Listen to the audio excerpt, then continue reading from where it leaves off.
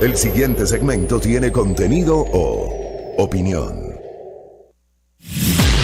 La entrevista en A Primera Hora. Analizamos los hechos del momento junto a sus protagonistas. Muy bien, 8 de la mañana con 9 minutos. Entramos ya a la recta final de nuestro espacio A Primera Hora a través de la señal de Majestad Radio. Hemos tenido una agenda con una diversidad de temas. Hemos hablado justamente sobre el principio de la inmunidad de los candidatos, la inmunidad electoral. Hemos conversado también sobre la crisis del sector del transporte pesado, que asegura que el incremento del valor del diésel le está llevando a la quiebra y que no hay medidas de compensación.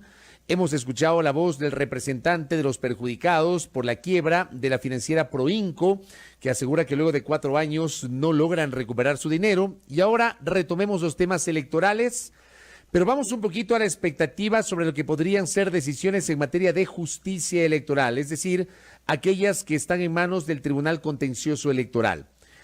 Hay a esta hora 10 binomios que han sido calificados por el Consejo Nacional Electoral. El último que ha sido calificado anoche fue el del Movimiento Construye, integrado por Juan Fernando Velasco y Ana María Pesantes. De esos 10, solamente 2 están en firme, es decir, decurrieron los plazos, no se presentaron recursos ante el Tribunal Contencioso. Son los binomios de Izquierda Democrática y de Democracia Sí. Y hay casos como el de la Alianza Unión por la Esperanza y la Alianza Creo Partido Social Cristiano, cuya situación depende de una decisión del Tribunal Contencioso Electoral. Conversemos con un especialista en la materia. El jurista Cristian Pino nos acompaña a esta hora. Él es abogado especialista en materia constitucional. ¿Cómo le va, doctor? Bienvenido, buenos días. Buenos días, Fabricio. Muchas gracias por la invitación. Buenos días a su audiencia. Dispuesto a recibir sus interrogantes. Gracias a nuestro invitado. Dentro de nuestro ejercicio constante de diversidad de opiniones, de pluralidad, queremos pedirle una valoración a nuestro invitado respecto de lo que puede o debe esperar el país sobre las decisiones del Tribunal Contencioso Electoral en materia de los recursos subjetivos que han sido presentados contra las candidaturas. ¿Cuál es el ámbito de acción del Tribunal Contencioso Electoral? Fabricio, tal vez antes de contestar directamente su pregunta, yo quisiera expresarle que yo soy el vocero y, digamos, representante nacional de un conjunto de juristas europeos y americanos, latinoamericanos, que en días pasados suscribimos una carta exhortando a los magistrados del Tribunal Contencioso Electoral a que en estricto apego a derecho resuelvan la situación de la candidatura del binomio Arauz-Rabascal. Y si bien la carta se enfoca en eso, la carta también hace una alusión a la preocupante situación que vive el país en materia electoral, ¿no? En el último tiempo hemos asistido a una política, yo diría, estatal, de interferencia en el proceso electoral, y eso como juristas nos preocupa mucho. No solamente nos preocupa a los juristas nacionales, sino que nos preocupa también a notables juristas y académicos del ámbito internacional. ¿En qué hemos visto esta injerencia en el proceso electoral? Esta injerencia en el proceso electoral viene desde hace algunos años, ¿no? Fundamentalmente desde los últimos 3 años. El Consejo de Participación Ciudadana Transitorio definió una conformación de la autoridad electoral que a nuestro juicio no es adecuada en relación a los principios establecidos en la Constitución, porque lo que hace es replicar la repartición de las fuerzas políticas, que es un principio que la Constitución del Ecuador ya había cambiado, y por eso se alteró la forma como se designaban los miembros de la... Por otro lado, desde la Contraloría, por el marco, muy fuera de sus competencias, intentando la proscripción o definiendo la proscripción de la participación de fuerzas políticas. La actividad judicial que ha, de manera selectiva y de manera muy celera, muy rápida, muy veloz en algunos casos, ha ocasionado también la proscripción de ciertos candidatos. El cambio de reglas electorales a último minuto, recordará usted el famoso el famoso reglamento de democracia interna que fue modificado en julio del 2000 de este año, ¿no es cierto? Y por el cual se estableció este requisito de la presentación personalísima y que se ha repetido constantemente que es un reglamento que ha sido establecido en el 2012, pero esa es una falsedad. El cierre de recursos por parte del Ministerio de Finanzas de la Autoridad Electoral poniendo en vilo el mismo proceso electoral. Las declaraciones de la ministra de Gobierno señalando la posibilidad de hacer facultativo el voto por fuera de lo que establece la Constitución. Entonces, como juristas que analizamos y que vemos el estado de la calidad de la democracia, de la participación electoral en Ecuador, estamos muy preocupados por esta situación. Y evidentemente esto termina decantando en la situación del binomio Arauz-Rabascal, que en este momento se encuentra en vila su participación en función de un recurso que ha sido presentado por una fuerza política que ni siquiera tiene legitimación activa para la definición o sea, para impugnar una candidatura. A ver, vamos por partes. Sobre lo primero, se supone que el Consejo Nacional Electoral dio el primer paso. El Consejo Nacional Electoral despejó las dudas al permitir la subsanación de requisitos. Esto es el reemplazo de la candidatura de Rafael Correa al considerar que Correa no estaba habilitado para ser candidato a la vicepresidencia de la República, porque sobre él hay una sentencia penal condenatoria que está ejecutoriada. Pero el CNE, pese a la presión de algunos sectores de juristas, también políticos y mediáticos, consideró que aquí sí cabía la subsanación. Usted recuerda que hubo una discusión respecto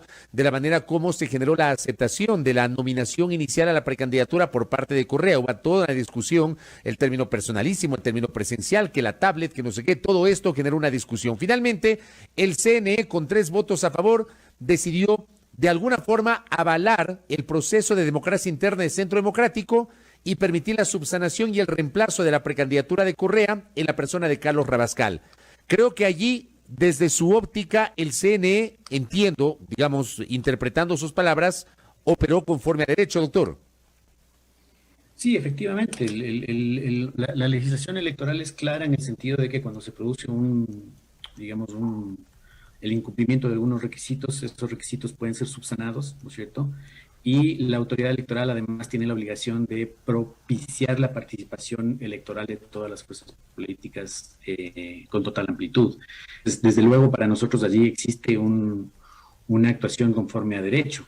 Lo que viene después es justamente el problema, porque lo que viene después es la impugnación de esta candidatura, impugnación que a mi juicio personal no debería haber sido calificada por el Tribunal Contencioso Electoral porque proviene de un actor político que no se encuentra legitimado.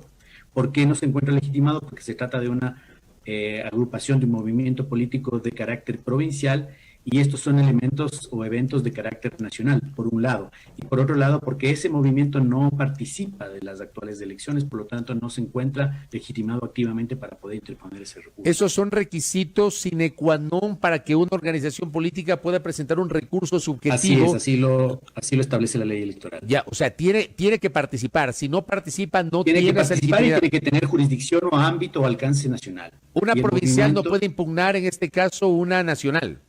No. Eso dice la ley. Debería. Eso no dice. Podría, sí. Dice no debería, pero eso dice el Código de la Democracia o ahí hay un vacío. No. Eso dice el Código de la Democracia. Se trata debe tratarse de una fuerza política, de una organización, de una parte política, ¿no es cierto? Una parte procesal, por así decirlo de algún modo, que participe en las elecciones y que participe en el ámbito, digamos, en el ámbito respecto del cual se refiere la elección, aunque en este caso es una elección de carácter nacional. Correcto. A ver, usted dice no debieron haber aceptado, finalmente lo aceptaron. Al aceptar, ¿usted ve un riesgo respecto de lo que podría ser la decisión del Tribunal Contencioso? Sí, evidentemente hay un riesgo y digamos, ese riesgo no es un riesgo que se nos ocurra a nosotros simplemente porque es la candidatura de Arauz Rabascal la que está en juicio o en tela de duda, sino por todos estos elementos que yo le he venido señalando y que han venido sucediendo a lo largo de los últimos 3 años, ¿no es cierto? Esta interferencia que no solamente es del gobierno, sino de todas las funciones del Estado. Por eso digo que aquí no hay una política de gobierno, sino una política de Estado, ¿no es cierto?, encaminada a interferir el proceso electoral, ¿no es cierto?, encaminada a poder en tela de juicio, en tela de duda el proceso electoral, y encaminada a poner un manto de dudas por el cualquiera que fuera el resultado, que es, digamos, una forma, un modo de proceder habitual. Recuerde usted hoy día en la mañana cuando hacía su editorial, usted hablaba del Consejo de Participación Ciudadana y evidentemente cuando usted señalaba que los resultados electorales no fueron del agrado de los proponentes del cambio de la normativa, inmediatamente se inventaron subterfugios, estiraron como plastilina, como usted también señaló esta mañana, las reformas normativas y descalificaron a los candidatos ganadores. Entonces, la preocupación de este foro de abogados, si bien pasa por la posible decisión que pueda tomar el Tribunal Contencioso Electoral, pasa también por advertir esta constante y permanente interferencia de distintos actores, no solamente del gobierno, sino del Estado en su conjunto y de los medios de comunicación masivos en el proceso electoral con la finalidad de proscribir ciertos grupos electorales y poner un manto de dudas sobre el proceso electoral en general. ¿Lo que ustedes están haciendo es exclusivamente en función de una candidatura o han revisado la situación de todas las candidaturas en su condición de juristas, doctor?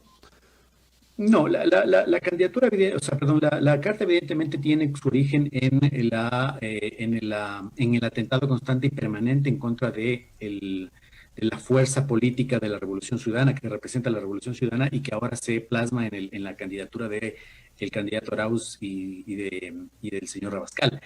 Sin perjuicio de eso, la preocupación es por el estado y la calidad de la democracia en su conjunto, ¿sí? En los últimos 3 años se han producido eventos, ¿no es cierto?, que dejan telas de duda sobre la calidad y el estado de las instituciones democráticas en este país. Y eso es lo que nos preocupa de fondo, y eso es lo que de fondo nos debería preocupar a todos los ecuatorianos, más allá del color o la bandera política o la candidatura A, B o C. Ahora, yo también le pido una reflexión sobre algo que en su momento yo lo comenté en este espacio de noticias hace algunas semanas. Era apenas una opinión de quien le habla, e incluso a propósito de un mensaje que recibo de un oyente, le quiero trasladar esa inquietud. Probablemente todo esto se hubiese evitado si desde el primer momento las cosas se hacían bien. Es decir, usted mismo nos dice que hay una especie de colusión entre varios sectores, que ha habido sistemáticamente decisiones y recursos para perjudicar a un sector político en particular. Frente a eso, le pregunto, ¿lo lógico no hubiese sido que desde el primer día presenten o hagan bien las cosas y presenten la candidatura ya formal, sin obviamente enfrentar este riesgo que podría implicar una no calificación de la candidatura, doctor? A ver, yo no soy representante de la Fuerza Compromiso Social. Sin embargo, de eso, mi opinión personal es que cualquier persona tiene derecho a presentar su candidatura, ¿sí? Y ese derecho tiene que ejercerse libremente. Entonces uno no puede estar pensando en confabulaciones, en que las contrapartes van a utilizar subterfugios o interpretaciones abusivas de las normas constitucionales y de las normas legales, porque ese no es el juego democrático limpio. El juego democrático limpio es permitir la participación de todas las organizaciones políticas, de todas las personas, ¿no es cierto? Así lo establecen la Constitución, así lo establecen los tratados internacionales de derechos humanos que han sido ratificados por el país, y esa es la obligación de las autoridades electorales, permitir sin obstáculos, sin cortapisas, la participación electoral de todos los actores políticos y de todas las personas políticas que tengan ese deseo que A ver, se nos congeló la imagen, algún problema con la internet de nuestro invitado. Estamos dialogando con el jurista Cristian Pino, él es abogado constitucionalista. No sé si le recuperamos. ¿Me escucha, doctor? Yo le escucho perfectamente. Perfecto. Es que ahí está como robotizado. Prosiga con la exposición, por favor. Doctor. Bueno, no sé hasta qué punto se me escuchó, pero yo le decía que la participación política de las fuerzas políticas o de las personas naturales no puede quedar sometida o sujeta a interpretaciones extensivas y arbitrarias de la Constitución y la ley, o al pensamiento o al criterio que puedan tener determinadas personas. La participación política es un derecho consagrado en la Constitución y en los tratados internacionales de derechos humanos ratificados por el Estado, y las autoridades electorales tienen la obligación ¿no es cierto?, de hacer respetar esos derechos. Entonces, no porque eventualmente el día de mañana, tendenciosamente o interpretando abusivamente una norma, alguien me pueda decir que yo no puedo participar, no voy a ejercer mi derecho, porque eso en el fondo es darle la razón a aquellos, ¿no es cierto?, que utilizando subterfugios, que utilizando interpretaciones abusivas, impiden o buscan impedir la participación de un actor político en particular. Entonces, esa no es la forma adecuada de comprender las cosas. Pero también le van a decir que hay, a ver, entendiendo el principio de que todos los ecuatorianos en goce de nuestros derechos políticos y de ciudadanía podemos elegir y ser elegidos, y entendiendo también el concepto y el principio constitucional de que se tiene que permitir la participación de todos los actores políticos en un proceso electoral, que las elecciones deben ser libres, universales, etcétera, etcétera, también le van a decir que hay reglas que tienen que cumplir. O sea, que el candidato o que la organización política tiene que estar sujeto al imperio de la ley, y la ley también establece impedimentos y establece filtros, doctor. También van a decir eso. De acuerdo, pero el candidato Rafael Correa no incumplió ningún impedimento, ningún filtro. El candidato Correa cumplió con lo que dice el reglamento de democracia interna. La expresión personalísima no quiere decir presencial, Fabricio. Esa es una manera o un invento de los constitucionalistas que interpretan abusivamente las disposiciones. Imagínense usted que en este país estamos permitiendo o estamos aceptando como posible que constitucionalistas apliquen reglamentos para impedir el ejercicio de los derechos o para restringir el ejercicio de los derechos que están consagrados en la Constitución. Eso debería llamarnos la atención mucho más aún que el hecho de que un candidato pretenda inscribir una candidatura porque alguien dice que eventualmente pudiera estar sujeto a un impedimento. El candidato Rafael Correa cumplía con todos los requisitos, lo hizo de manera telemática. Además, recuerde usted, Fabricio, que la reforma al reglamento de democracia interna supuestamente tenía que haberse hecho en función de la idea o en función de la disposición de la Corte Constitucional, del dictamen de la Corte Constitucional que exigía que todas las normas jurídicas o todas las normas del ordenamiento jurídico se adapten a las circunstancias de la pandemia y permitan a los ciudadanos participar y ejercer sus derechos sin exponerse a los riesgos de la pandemia. Y el Consejo Nacional Electoral emite una disposición que es contraria a ese dictamen. Correcto, en doctor. medio del proceso electoral. Correcto, doctor. Y lo último, porque a mí sí me causó una extrañeza tremenda el día de ayer. Resulta que ayer entiendo que las autoridades del Consejo Nacional Electoral han reconocido que el precandidato presidencial Andrés Arauz está empadronado en el exterior, que está empadronado en México y que ha votado en México. Yo hice una pregunta pública ayer en mi cuenta de Twitter porque creo que no hay ningún problema sobre eso. Termina siendo un ecuatoriano en goce de sus derechos de ciudadanía, está empadronado, obviamente no va a votar en México, pero de esto también se está generando una discusión. A mí me ha llamado la atención eso, porque de lo que me han dicho en las últimas horas, el Código de Democracia no establece ningún impedimento para que alguien que esté empadronado fuera del país siendo ecuatoriano pueda ser candidato presidencial. ¿Cómo le ve usted esto que también apareció ayer? A ver, sobre lo realmente importante, no existe ningún impedimento por el hecho de que un ciudadano esté empadronado fuera del país para que pueda ejercer su derecho a participar en las elecciones. ¿Ya? Eso hay que dejarlo diametralmente claro. ¿Ya? Y sobre lo menos importante, pero que termina siendo lamentablemente importante, ese es, digamos, un ejemplo más de cómo tendenciosamente ciertos medios de comunicación buscan encontrar o pretenden buscar encontrar resquicios o argumentos para que el día de mañana algún iluminado jurista nos venga a decir que hay ahí un impedimento por la aplicación de un reglamento que no se sabe de dónde salió y que hace una interpretación extensiva y abusiva para pretender impedir una candidatura. No me sorprendería que el día de mañana alguien salga con algún argumento en ese sentido. Pero ese es el juego en el que estamos involucrados, ¿no es cierto? Uh-huh. Ese es el deterioro y la degradación de las instituciones republicanas a las que nos ha llevado este gobierno en el último tiempo. Y esa es la cancha en la que estamos jugando, una cancha inclinada, y esa es justamente la denuncia, en cierto modo, que hace este grupo de juristas nacionales e internacionales, respecto de las circunstancias, de las condiciones, no solamente del ejercicio electoral, sino también de la convivencia democrática en este país. Correcto. Doctor Pino, le agradezco por el tiempo y por la gentileza. Que tenga un buen día. Gracias a usted, buen día. Gracias. El abogado constitucionalista Cristian Pino conversando con nosotros aquí en A Primera Hora, relatándonos pues el contenido de una postura que ha sido avalada por varios juristas, tanto ecuatorianos como extranjeros, en el sentido de advertir lo que ellos consideran algunas distorsiones para impedir la participación de una organización política en particular y de un binomio político en particular, y se refiere al binomio de Fuerza Compromiso Social y de Centro Democrático de la Alianza Unión por la Esperanza UNES en el próximo proceso electoral. Igualmente cuestionando el hecho de que el Tribunal Contencioso Electoral haya admitido a trámite un recurso subjetivo que ha sido presentado por el movimiento político Ahora, que según nuestro invitado no está legitimado para presentar este recurso en este caso en particular. Ahí tienen ustedes para el debate público. 8 de la mañana con 29 minutos en A Primera Hora.